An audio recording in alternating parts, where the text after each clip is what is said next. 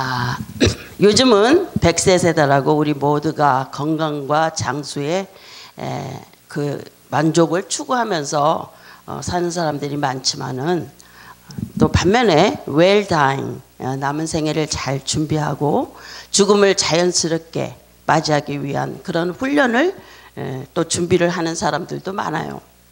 왜냐하면 우리가 아무리 건강하게 오래 잘 산다고 해도 인생은 영원한 것이 아니고 우리 모두가 제한된 인생을 살기 때문에 언젠가는 반드시 죽음을 직면해야 되고 또 우리가 사후의 세계의 그 생을 우리가 준비해야 하기 때문입니다.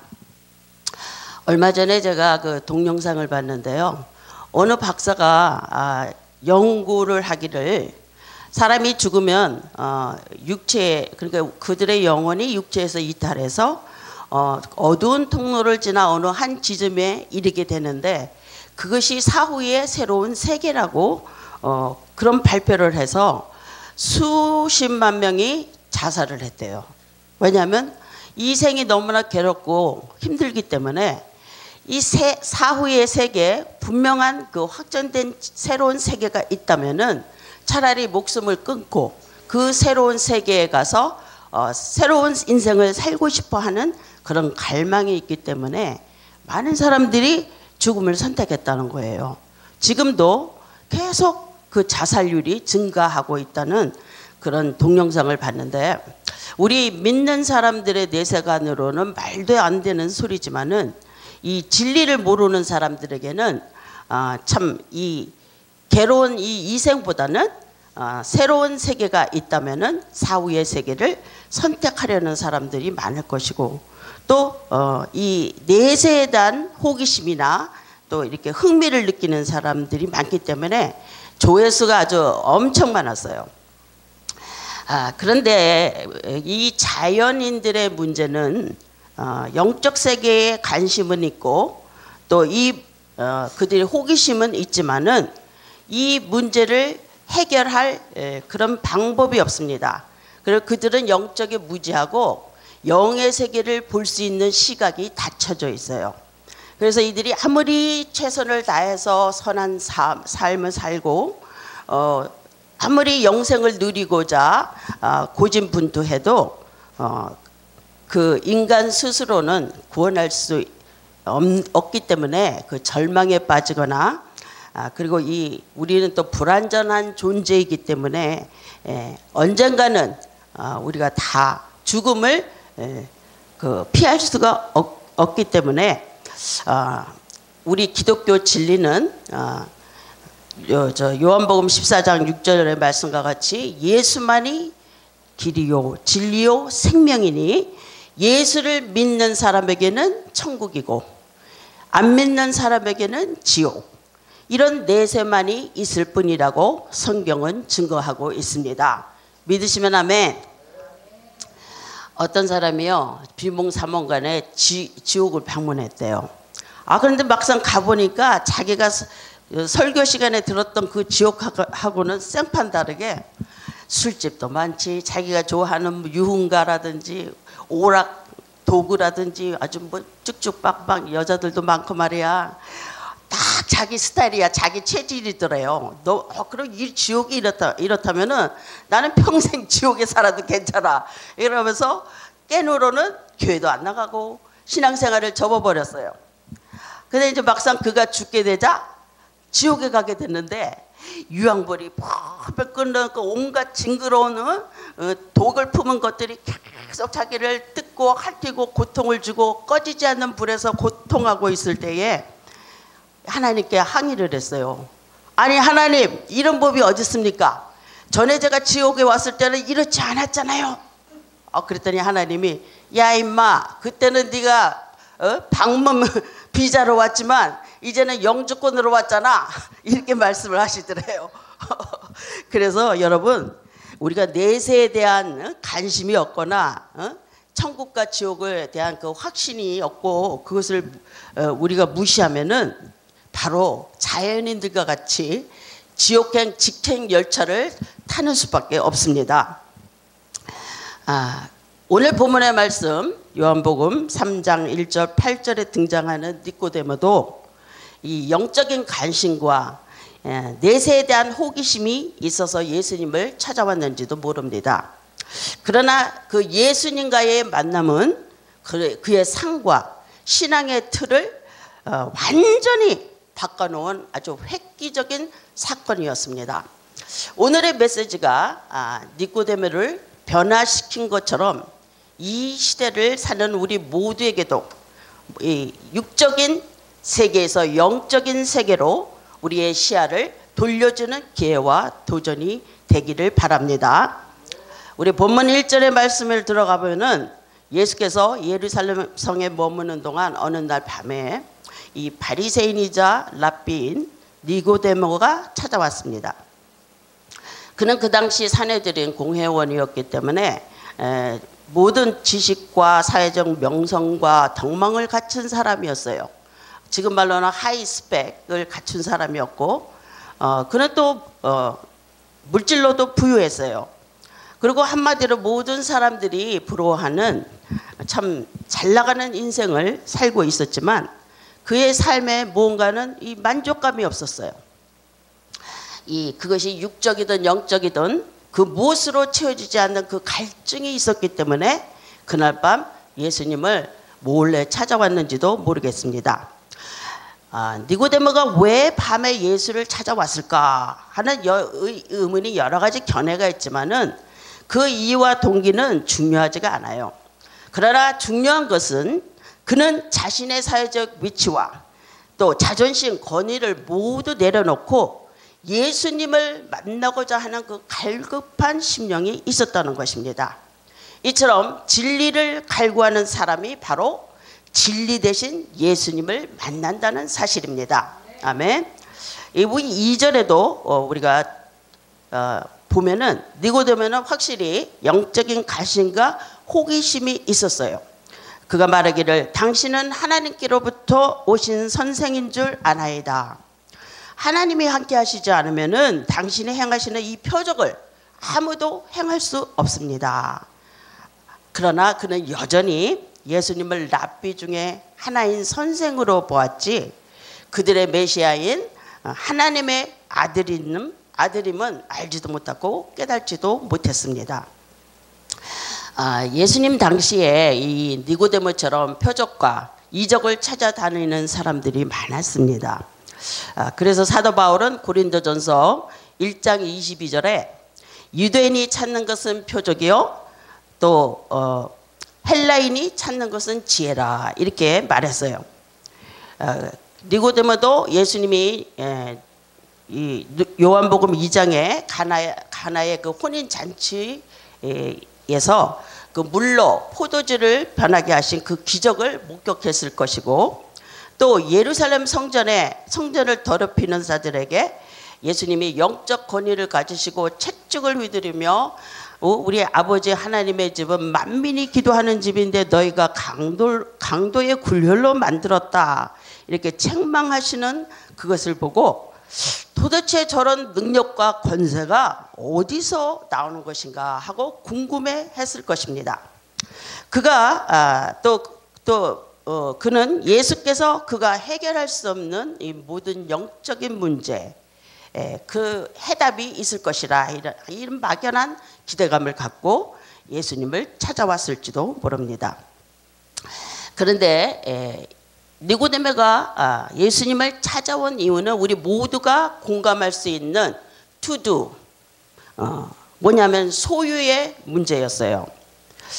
그는 예수님이 행하시는 이적을 보고 또 그 능력을 보고 나름 예수님의 그 능력과 권세는 자기가 지금 얻기 때문에 그것을 어떻게 내가 얻을 수 있을까 그 호기심에 찾아왔을지도 모르지만 예수님은 니고데모에게 to be 존재의 문제를 제기하셨습니다. 예수님을 믿고 구원의 여정을 가는 우리 신앙인들도 역시 니고데모처럼 우리의 자아 정체성과 또 하나님의 나라에 대한 정확한 지식과 체험이 없어서 갈등하고 방황하는 사람들이 많습니다. 우리도 자꾸 무엇을 해야 투두 매로를 그것을 더 심각하게 추구하고 우리가 어떤 존재인지를 아는 것에 우리가 경솔히 여깁니다. 이 육신적인 모든 문제가 해결되거나 우리가 안정하거나 물질적인 풍요가 있어서 행복의 조건이라고 생각하기보다는 근본적으로 우리가 어떤 사람이 되느냐가 더 중요한 것입니다. 즉 근본이 변하지 않고는 우리는 행복과 만족을 찾을 수가 없습니다. 그래서 결국 우리 이 삶의 가치관은 존재의 문제지 소유의 문제는 아니라고 생각합니다. 자, 우리 니코데모처럼 우리는 아주 영적으로 고차원적인 질문을 가지고 하나님께 나온다고 생각을 할지 모르지만은 우리 기도하는 거를 들어보세요. 얼마나 영적인 것이 있습니까? 대부분이 우리의 문제를 해결받기 위해서 우리가 바라고 원하는 것을 하나님께서 이루어주시기를 원하는 그 육체적인 욕망, 소망을 가지고 우리가 대부분이 나오지 않습니까? 그런데 우리 예수님은 우리 자신, 우리 인생이 변화되기를 원하십니다. 예수님께서 네가 거듭나면 너의 구하는 것이 달라질 것이다. 하나님을 믿는다는 것, 영적인 삶을 산다는 것은 내 육체가 원하는 것을 구하는 것이 아니라 하나님이 원하시는 것을 간구하게 되리라고 예수님은 말씀하십니다.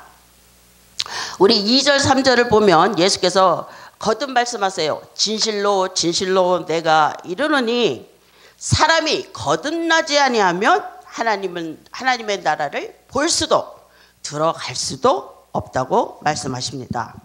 이 거듭나야 한다는 예수님의 그 대답은 니코데모의 그 질문의 문맥상으로 맞지도 않고 그가 이해할 수도 없는 다른 차원의 해답이었어요. 그러게 4절과 같이 니코데모가 아니 이 나이에 내가 어떻게 어머니 태에 다시 들어가서 다시 태어날 수가 있겠습니까? 그것은 불가능한 일입니다. 라고 반응할 수밖에 없었을 것입니다. 그러나 니고데모의 중심을 깨뜨려 본 예수님은 다시 영적인 문제를 제기하십니다. 5절에 네가 물과 성령으로 거듭나지 않으면 하나님의 나라에 들어올 수 없다라고 아주 단연히 말씀하십니다.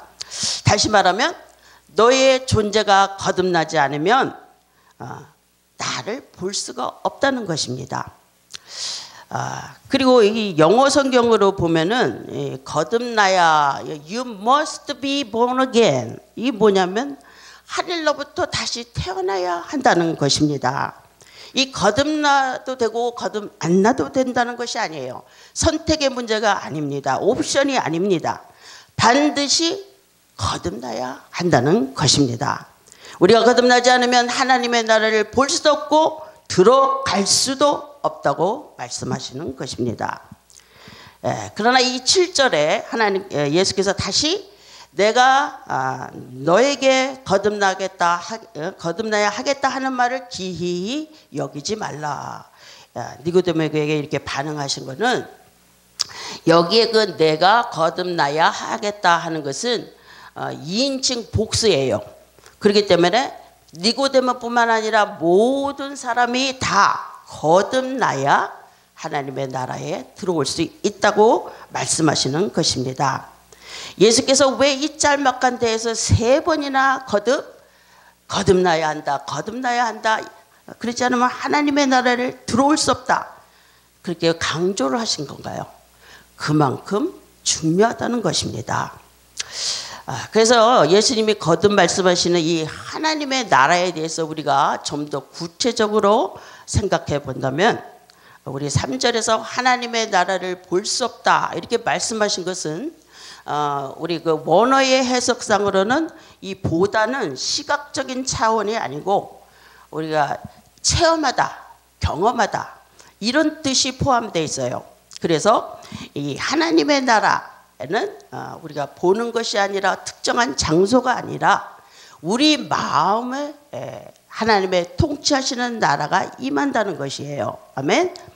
그래서 이 5절에는 하나님의 나라에 들어올 수 없다 하는 것은 구체적인 장소, 우리가 영원히 주님과 함께 할 그 천국을 의미하지만은 우리가 이게 살면서도 천국을 이룰 수 있는 것은 바로 우리 심령에 천국이 이루어질 수 있기 때문입니다.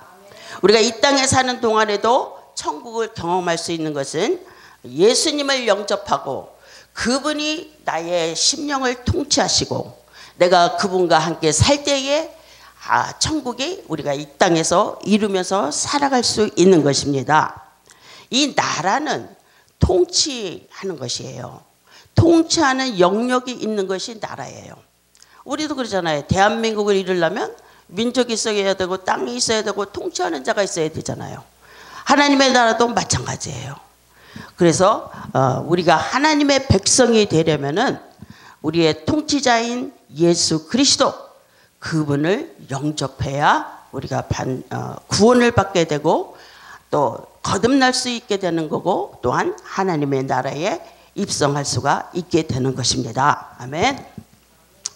자, 그리고 우리가 또 이 하나님의 나라에 대해서 요한복음 3장 36절에도 하나님의 나라는 영생이라고 표현했어요.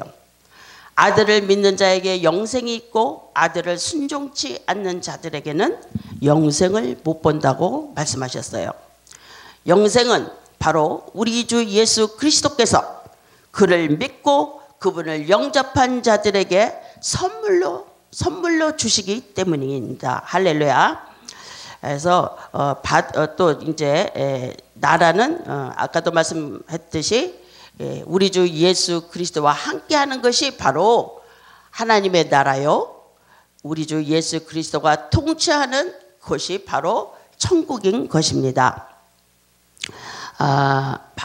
바울 사도는 로마서 14장에 하나님의 나라는 먹는 것과 마시는 것이 아니요 오직 성령 안에서 의와 평강과 희락이라 이렇게 말씀하십니다. 그것이 바로 하나님 나라의 본질인 것입니다. 예수님은 기쁨과 평강의 하나님이시기 때문에 그분의 통치를 받으면 우리 삶 속에 진정한 기쁨과 평안을 경험할 수 있습니다. 그러나 거듭나지 못하면 나중에 천국에 못 들어가는 것은 물론이고 이 땅에서도 의와 평안도 기쁨도 경험할 수가 없는 것입니다. 자, 두 번째로 우리가 생각해 봐야 되는 것은 이 거듭남이라는 것이 무엇입니까?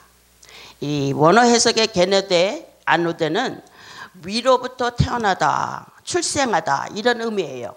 그래서 이 생명의 근원이 땅에서 나는 것이 아니라 하늘에서 임하는 것을 뜻하는 것입니다. 이것은 또한 나의 의지나 노력이나 나의 선한 행실로 거듭나는 것이 아니라 하늘에서 역사하실 때 거듭날 수 있다는 것입니다.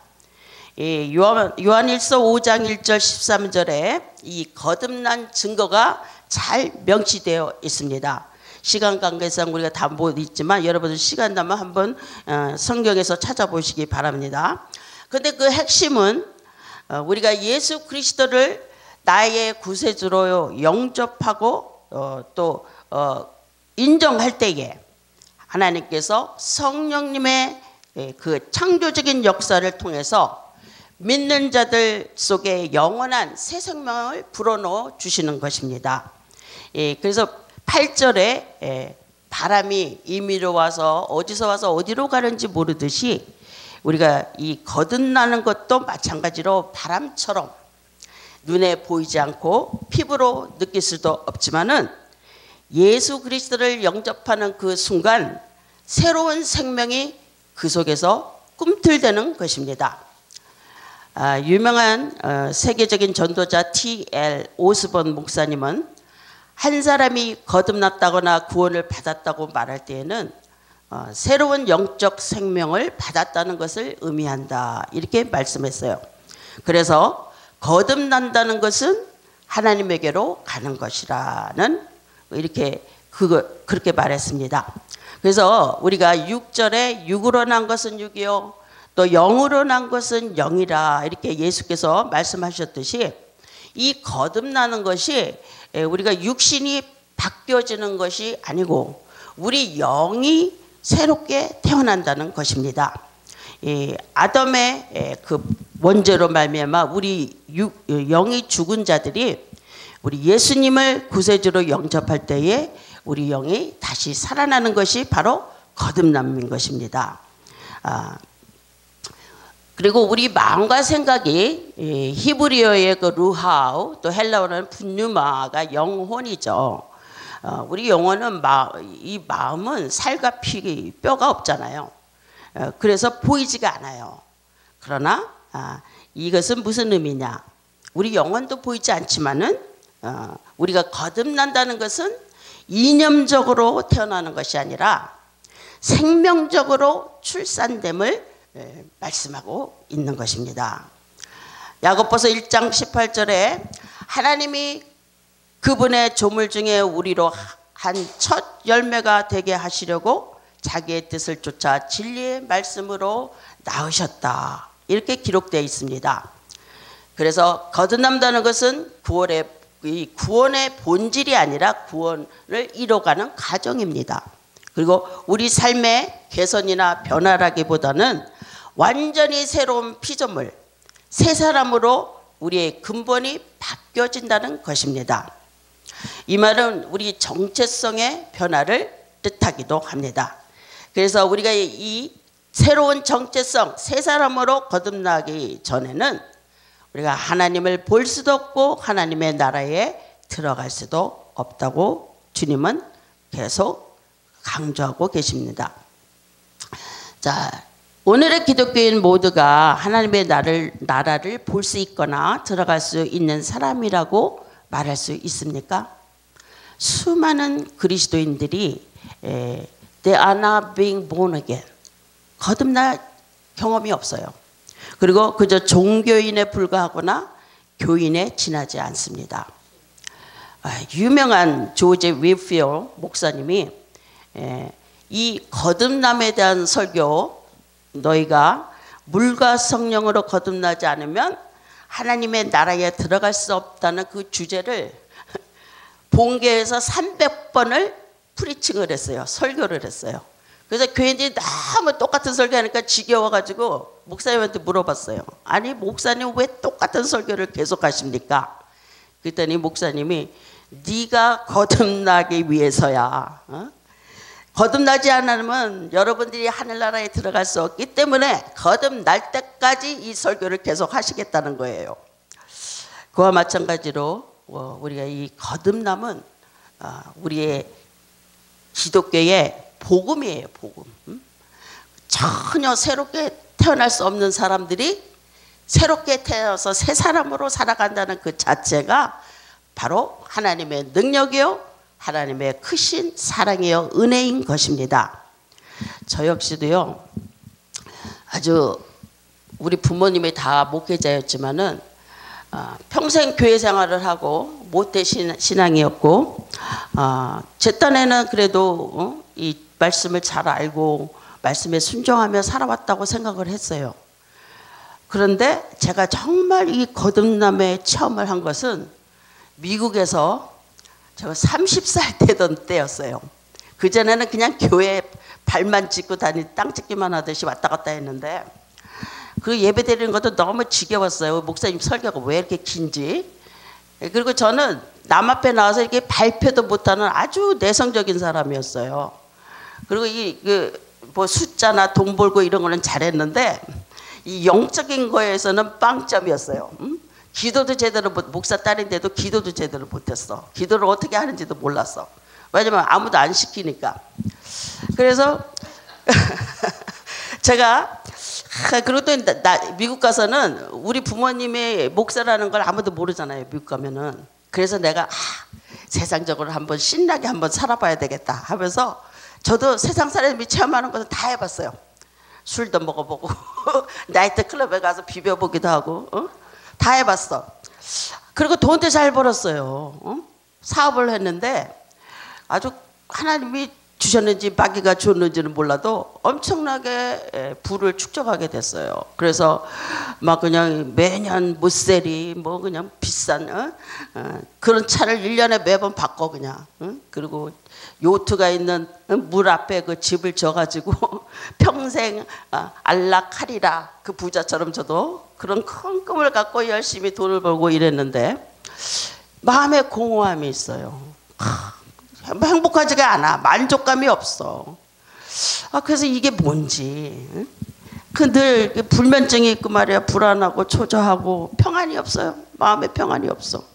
그랬는데 어느 날 갑자기 우리 아버님의 예언처럼 저희 아버님이 미국까지 그 연세 많은 분이 날라와 오셔가지고 저를 위해서 특별히 10일 금식을 하시면서 네가 30살이 되는 해 하나님이 너에게 기름 부을 것이다. 그리고 너를 완전히 변화시킬 것이다. 그렇게 말씀하시는 거예요. 그래서 내가 그 말씀하실 때 아이고 제발 그런 말씀하세요. 나는 절대로 아버님 같은 인생 안 삽니다. 그래서 난 너무 듣기 싫었어요. 우리 아버님이 기름 부은 종이라고 말할 때마다. 그랬는데 우리 아버님의 예언이 제가 30살 되는 날 이루어졌어요. 정말 제가 다 읽고 난 후에 물질도 친한 친구도 모든 걸 다 읽고 난 후에 나 혼자 덜렁 남아서 의지할 데도 없지. 뭐 너무너무 슬프고 마음이 괴롭고 힘들 때에 제가 그 덜렁 우리 집에 큰 집에 그 큰 집에 홀로 덜렁 앉아가지고 주님 나 회개하고 싶은데 기도를 어떻게 해야 될지 모르겠습니다. 회개하는 법을 가르쳐 주세요. 하고 저는 그 한마디만 했어요. 그랬는데 갑자기 막 빛이 다가오는 거예요. 어디서 다가오냐면 빛이 그냥 엄청나게 다가오면서 제가 그냥 너무 눈이 부셔서 무릎을 꿇었어요. 그때부터 막 울기 시작했어요. 어렸을 때 지은 죄부터 다 생각하면서 그냥 다 너무너무 그냥 펑펑펑 밤새도록 울었어요. 그러고 난 뒤에 뭔가 뻥 뚫리듯이 내 마음에 자유함이 온 거예요. 기쁨이 막 샘솟고 그냥 와 이 자유 이 기쁨 이 평화 이게 어디서 오는 거나 예수님이 나를 만나 주신 거예요. 그날 밤 나는 너무 기뻐서 우리 집을 뱅뱅뱅 몇 번이나 뛰어다니는지 몰라. 밤새도록 뛰어다녔어요. 그 다음날 나는 새로운 피조물 새 사람이 됐습니다. 옛날에 그렇게 지겨웠던 예배 너무너무 좋아. 남의 구역까지 막 쫓아다니면서 예배 드리고 싶어요. 그리고 찬양 새벽기도 안 나갔던 사람이 새벽기도를 막 나가기 시작했어요. 그리고는 사람들이 당신은 전도를 안 해도 돼. 당신이 변한 그 모습 자체가 전도야. 그럴 정도로 제가 180도로 완전히 바뀌어진 것이에요. 그래서 저는 이런 확실한 거듭남의 체험을 했기 때문에 와 이것이 바로 예수님이 말씀하시는 거듭남이구나. 새 사람이구나. 완전히 옛사람은 버리고 새 사람으로 사는 거예요.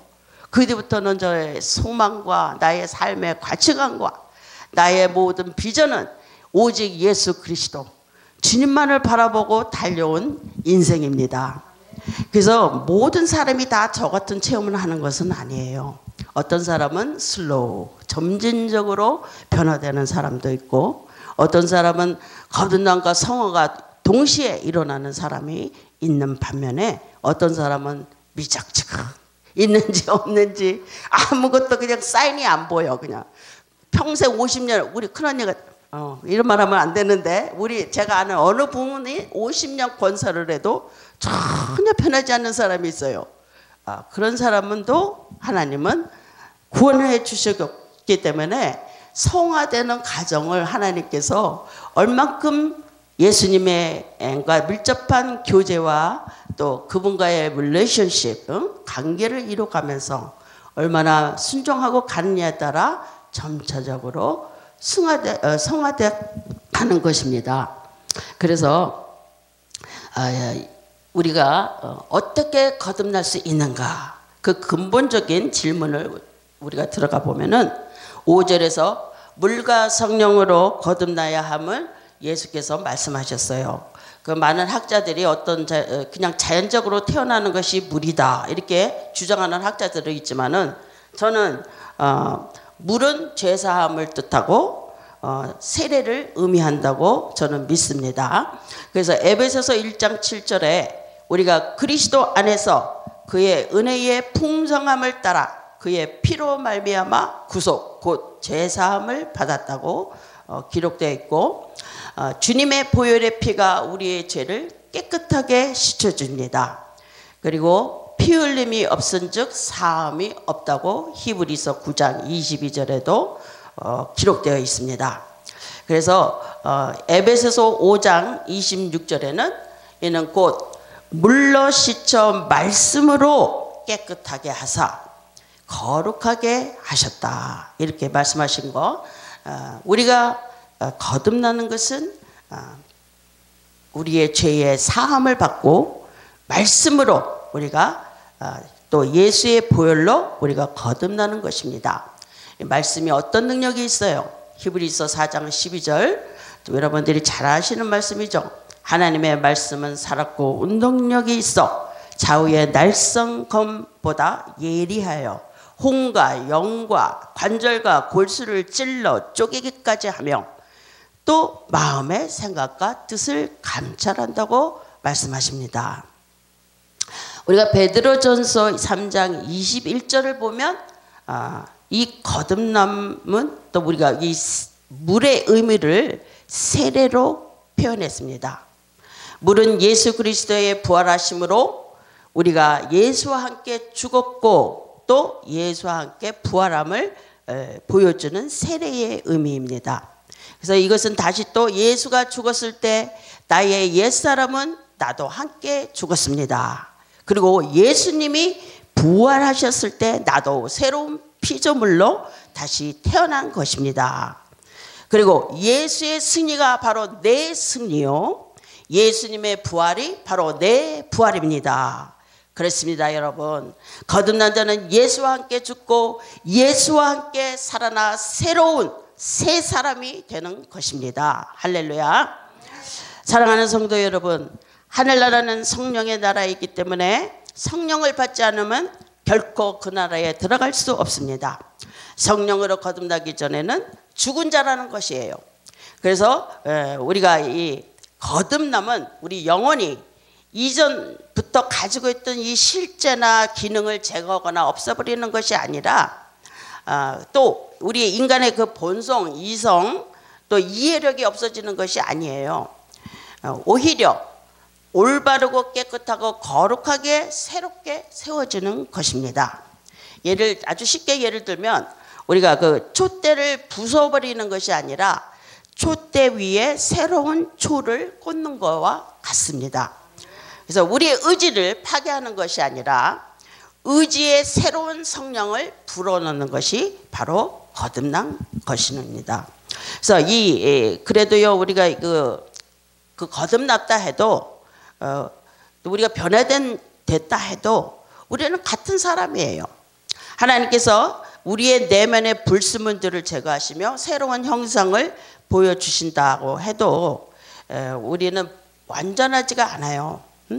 그리고 우리가 또 이 본성을 우리가 거부하고 성령의 능력으로 죄를 이겨나간다 해도 우리는 여전히 죄를 짓기 마련이고 또 우리는 또 연약하기 마련입니다.